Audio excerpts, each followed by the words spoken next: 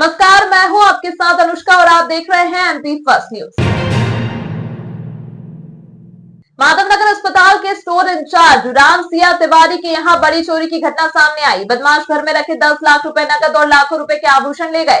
तिवारी परिवार के साथ दोपहर में इंदौर गए थे। वह कुछ घंटे बाद शाम को वापस लौटे तो घर पर चोरी की वारदात का पता चला। तिवारी परिवार के साथ दोपहर में इंदौर गए थे। वह कुछ घंटे बाद शाम को वापस लौटे तो घर पर चोरी की वारदात का पता चला। माधवनगर थाने के साथ ही साइबर क्राइम की टीम मौके पर पहुंच गई। तिवारी पत्नी व पुत्र पुत्री के साथ इंदौर के एक मॉल में खरीदारी के लिए गए थे। बताया जा रहा है कि बच्चों की शादी के लिए वे तैयारी कर रहे थे और उक्त नकदी व आभूषण भी इसी कारण घर में रखे थे। वारदात के लिए घर के पीछे के दरवाजे का उपयोग हुआ है। चोरों को ये भी पहले से पता था कि रुपए घर में किस दराज में रखे थे, उसी को उन्होंने टारगेट किया। इससे ये भी लग रहा है कि कोई नजदीकी है जिसे इस बारे में सब कुछ पता था। तिवारी के यहाँ काम करने वाले नौकर नौकरानी समेत जिन लोगों का भी आना जाना रहता है, माधवनगर पुलिस ने सभी की जानकारी व मोबाइल नंबर लिए हैं तथा सभी से पूछताछ की जा रही है। समीप की बस्ती में भी पुलिस जानकारी जुटा रही है। पुलिस का कहना है कि घर व आसपास कैमरे नहीं है। जिस तरह से घटना को अंजाम दिया गया है उससे रैकी व परिचितों को लेकर भी संभावना है। टीम सभी बिंदुओं पर काम कर रही है। माधवनगर थाना प्रभारी योगेंद्र सिंह यादव ने बताया कि रिपोर्ट दर्ज कर ली गई है। फिंगरप्रिंट की टीम से भी मौके पर जाँच कराई गई है। इसमें माधवनगर थाना क्षेत्र की घटना है। घास मंडी के पास में जो है ये अपने फरियादी पक्ष रहते हैं। कल ये बाहर गए हुए थे, उसी दौरान इनके घर में पीछे की तरफ से नकुचा काट के चोरी हुई है। पुलिस ने इस संबंध में अपराध पंजीबद्ध किया है।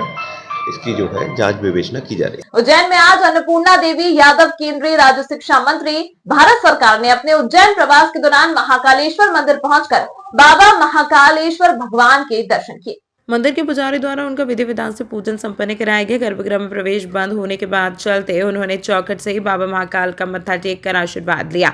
महाकालेश्वर मंदिर प्रबंधक समिति की ओर से सहायक प्रशासक प्रतीक द्विवेदी ने मंत्री का स्वागत व सम्मान किया। उज्जैन में आगामी महाशिवरात्रि पर्व के अंतर्गत भगवान महाकालेश्वर के दर्शन के लिए आने वाले श्रद्धालुओं को भगवान महाकाल के सुगमता से दर्शन हो सके, इस हेतु आवश्यक तैयारियां की जा रही हैं। इसी के मद्देनजर आईजी संतोष कुमार सिंह और कलेक्टर नीरज कुमार सिंह के द्वारा प्रशासनिक अमले के साथ तैयारियों का जायजा लिया गया। निरीक्षण के दौरान जानकारी दी गई कि महाशिवरात्रि पर्व पर बाहर से आने वाले श्रद्धालुओं के वाहनों की पार्किंग की व्यवस्था कर्कराज मंदिर, मन्नत गार्डन और इंजीनियरिंग कॉलेज के परिसर में की जाएगी। आईजी और कलेक्टर द्वारा महाकालेश्वर मंदिर पहुंच मार्ग पर विभिन्न स्थानों पर बैरिकेडिंग किए जाने के निर्देश दिए गए। श्रद्धालुओं के लिए जूता स्टैंड कहां बनाया जाना है, उन स्थानों को भी पहले से सुनिश्चित करने के लिए कहा गया है। पैदल मार्ग पर आगामी 6 मार्च की रात्रि तक बैरिकेडिंग पूर्ण करने के निर्देश दिए गए हैं। कलेक्टर ने कहा कि श्रद्धालुओं की सुविधा को ध्यान में रखते हुए सभी व्यवस्थाएं की जाए, सभी को सुरक्षित तरह से भगवान के सुगमता पूर्वक दर्शन हो सके, यह प्रयास किए जाए। भ्रमण के दौरान एडीएम भी श्री अनुकूल जैन, प्रशासक महाकालेश्वर मंदिर प्रबंधक समिति श्री संदीप सोनी तथा पुलिस और प्रशासन के अन्य अधिकारीगण मौजूद रहे। को लेकर के यहाँ पर व्यवस्थाएं सुनिश्चित की जा रही हैं। कैसे पार्किंग होगी, क्या पानी पीने की व्यवस्था होगी, क्या रूट व्यवस्था होगी, वो सारी चीज़ों का निरीक्षण किया गया है और उसकी पूरी व्यवस्थाएं जमाई जा रही हैं। सर, कितनी देर में श्रद्धालुओं को दर्शन हो जाएगा और वीआईपी के लिए क्या व्यवस्था है? देखिए, इसमें कोशिश हमारी ये है कि एक बार पूरा दर्शन व्यवस्था चलना शुरू हो जाए तो 45 मिनट से 1 घंटे में व्यक्ति को हम पूरा दर्शन करवा दें। इसके अलावा जगह जगह पर पीने के पानी की व्यवस्था, शेड की व्यवस्था, ये सब कुछ रखी जाएगी। बाकी जो बेगम बाग से जो दर्शन व्यवस्था है वो वीआईपी के लिए यथावत रखी जाएगी। सर, वाहनों की आवक कहाँ तक रहेगी, कितने वाहन कर्कराज पार्किंग तक अलाउड रहेंगे और उसके पश्चात पूरा पैदल रूट है। कितने श्रद्धालु आने की उम्मीद है? हमें उम्मीद है कि करीब 12 लाख के आसपास श्रद्धालु आएंगे। आसमान में छाई लालिमा ने मन मोहा, तो इधर महाकाल मंदिर में लगी सतरंगी विद्युत सज्जा बाबा महाकाल का आंगन हुआ रोशन। एक बार फिर रविवार व सोमवार को मौसम में बदलाव देखने को मिला। शाम को आसमान में लालिमा छा गई। शाम को आसमान लालिमा छा गई। वहीं दूसरी ओर शाम को महाकाल मंदिर में लगी विद्युत लाइट ने भक्तों के मन प्रफुल्लित कर दिए।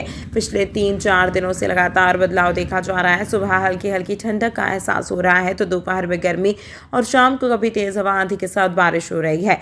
वहीं रविवार शाम को फिर मौसम में बदलाव देखने को मिला। आसमान में लालिमा छा गई जिसने लोगों का मन मोह लिया। मंदिरों के शिखर पर लगी लाइटिंग मंदिर परिसर में सतरंगी रोशनी फैला रही है और साथ साथ भक्तों के मन को भी प्रफुल्लित कर रही है।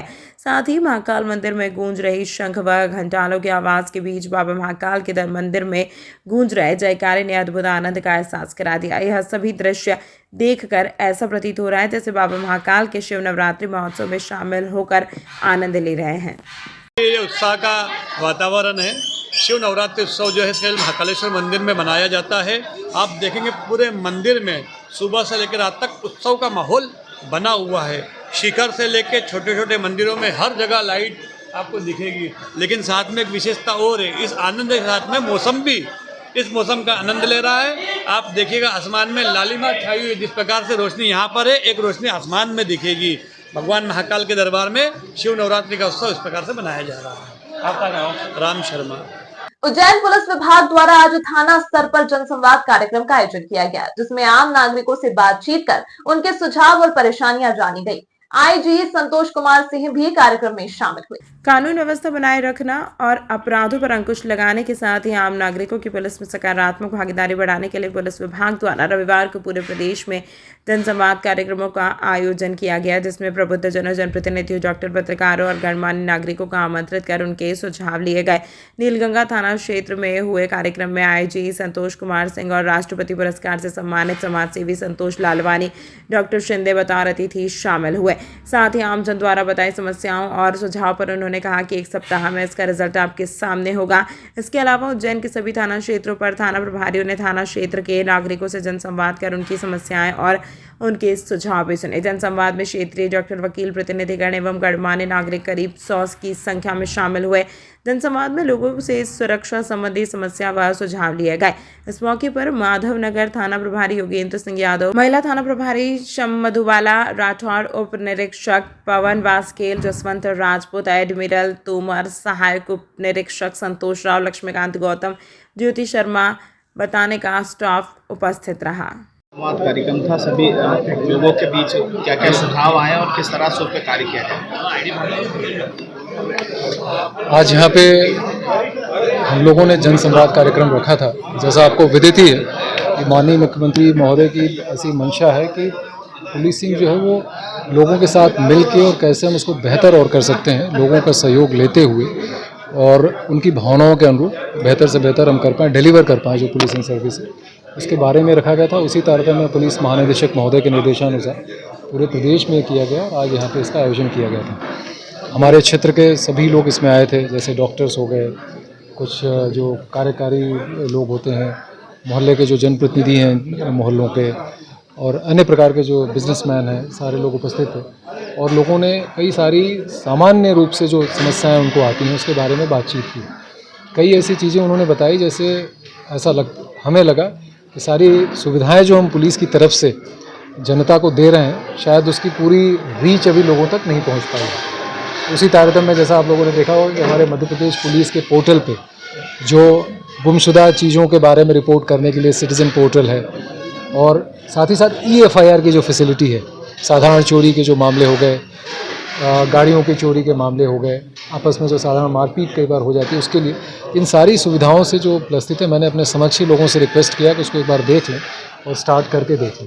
इसके साथ साथ हमने नंबर्स जो हमारे हैं वो भी शेयर किए लोगों से कि अगर वो कोई चीज़ ऐसी अवैधानिक या कोई ऐसी चीज़ अपने क्षेत्र में देखते हैं और उसको वो सुविधाजनक पाते हैं, अगर वो कन्वीनियंटली प्लेस्ड हैं तो उसकी फ़ोटो ले सकते हैं, तो वो लेके व्हाट्सएप नंबर पे भेज सकते हैं। हम लोगों से भी संपर्क कर सकते हैं, मुझसे भी संपर्क कर सकते हैं कभी कोई बात हो। और जो भी बातें आई हैं, जैसा आपने देखा कि मैंने अपने अधिकारियों से भी चर्चा की और हमने ये प्लान किया कि जिसका निराकरण हम पुलिस के स्तर पर कर सकते हैं उसको अगले 1 सप्ताह में हम निराकृत करेंगे। साथ साथ जहाँ पे अन्य विभागों से ज़रूरत होगी उनसे बातचीत करेंगे और ये जनसंवाद का कार्यक्रम सतत रूप से चलता रहे। तो थानों में बीटों की व्यवस्था को हम लोगों ने बहुत सुदृढ़ किया है, तो बीटों में हमारे अधिकारी भी चर्चा कर पाएंगे और थाने के अधिकारी भी हमारे जो थाने के जन सामान्य के लोग हैं उनसे चर्चा करके, उनसे संवाद करके अपनी पुलिसिंग को और बेहतर करते हुए जनता की और बेहतर सुरक्षा और सेवा कर पाएंगे। सर, कुछ एरियो में तो कुछ शहरों में कुछ हाईटेक तरीके से आप मॉनिटरिंग भी करते हैं मोबाइल ऐप के माध्यम से, तो किस प्रकार पूरे शहर, पूरे मध्य प्रदेश को लागू करने की बात करें? जैसा आपने देखा कि कई बार हमने, जैसा मैंने आपके संज्ञान में भी लिया है मैं, कि कई जगहों पे हमने CCTV कैमरे जन सहयोग से बहुत अच्छी तरीके से इंस्टॉल किए हैं। जैसे हमारा नागदा कस्बा है उज्जैन का, उज्जैन के भी कुछ पोर्शंस में काफ़ी है।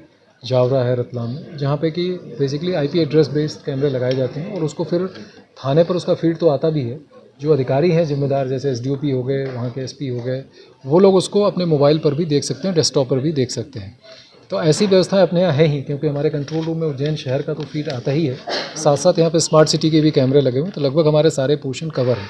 अब हमने एक और प्लान किया कि इंटेंसिवली, क्योंकि अब गलियों में भी हमारे मूवमेंट बहुत सारे होते हैं, कॉलोनीज़ में बसाहटें काफ़ी लंबी चौड़ी होती जा रही हैं, फैलती जा रही हैं, तो इसमें जहाँ भी आवश्यकता होगी, कोचिंग संस्थानों के कुछ लोग आए थे, उनसे हमने बातचीत की है, तो वहाँ पे भी हम एक बार चिन्हित करा के थाना क्षेत्रों में इन कैमरों को लगा के आईपी बेस और उसकी मॉनिटरिंग और फीड कैसे ली जा सकती है, और इसमें हम जन सहयोग से ही करेंगे। जैसा मैंने शुरू में ही कहा कि इस दिशा में जो निर्देश है, जो शासन की सोच है कि जन सहयोग को, जनता को इसमें शामिल किया जाए, ताकि एक स्टेक भी रहे, वो हमारे बिगेस्ट स्टेक होल्डर हैं, हम उनकी सर्विस करते हैं, तो एक तरह से उनकी भागीदारी भी रहे और उनको एक जो कार्य हम कर रहे हैं उसके बारे में जानकारी भी रहे और एक तरह से पारदर्शिता रहे उसमें, तो उनको और बेहतर तरीके से हमें सुझाव और हमारी कार्रवाइयाँ भी हो सकें। सर, उज्जैन शहर में लगातार बाबा महाकाल की नगरी उज्जैन में इन दिनों शिव नवरात्रि की धूम है। शिव नवरात्रि के चौथे दिन आज महाकाल को छबीना श्रृंगार से सजाकर दूल्हा बनाया गया। महाकाल के दरबार में विवाह का उत्सव मनाया जा रहा है। महाकाल के दरबार में विवाह का उत्सव मनाया जा रहा है। उज्जैन में शिव नवरात्रि उत्सव बड़े धूमधाम से मनाए जाते हैं। 9 दिनों तक बाबा महाकाल का अलग अलग रूपों में श्रृंगार किया जाता है। इस श्रृंगार का मुख्य उद्देश्य बाबा को दूल्हे के रूप में तैयार करना होता है। जिस प्रकार शादी से पहले दूल्हे को तैयार किया जाता है, उसी प्रकार की रस्में बाबा महाकाल के साथ हो रही हैं। बाबा को विशेष रूप से छबीना श्रृंगार से श्रृंगारित किया गया। यहाँ बाबा का रोजाना विभिन्न रूपों से श्रृंगार हो रहा है और महाशिवरात्रि पर महाकाल की शादी की जाएगी। अवर्णीय है, हम उसके बारे में कुछ नहीं कह सकते और बाबा की कृपा हम पे सदा रही है और हम चाहते हैं हमारे परिवार पे सदा ऐसी कृपा बनी रहे और हम अपने सारे परिवार को लेके यहाँ आए हैं अभी हमारे नए बेटी दामाद के साथ और हम लोग भोपाल से आए हुए हैं और हमें बाबा का आशीर्वाद चाहिए और उज्जैन महानगरी के बारे में कुछ भी कहना असंभव है। यहाँ जो इसके बारे में बताओ आप। ये बहुत ही अच्छा मुहूर्त है जिसमें हमने दर्शन किए हुए हैं।